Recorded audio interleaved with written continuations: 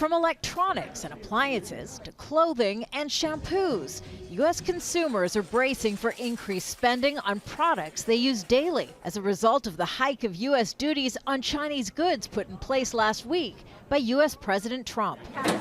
Our economy has been very powerful. And despite the escalating trade tensions, Trump boasted China is hurting and needs to negotiate a new trade deal with the United States. We're in a great position right now, no matter what we do. Yeah, I think China wants to have it because companies are already announcing that they're leaving China because they can't do that. They can't compete. But even as Trump was downplaying the effects of the trade war on U.S. consumers, China had already retaliated, escalating the trade war even more, raising tariffs on U.S. goods sold in China effective in June from 10 to 25%.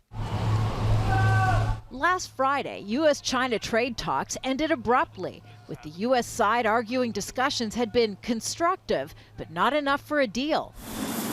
Trump insists U.S. tariffs won't hurt Americans, but soybean farmers that export to China are already taking a hit, with cotton and pork also seeing a slowdown.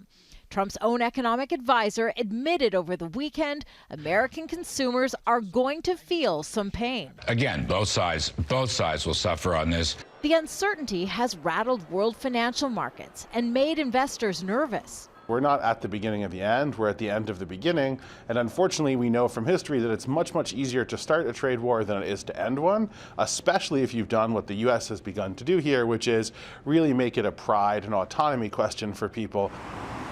Most U.S. companies believe China does not abide by global trade rules. But for months, large U.S. retailers like Walmart that rely heavily on Chinese imports have been urging the Trump administration to finalize a trade deal.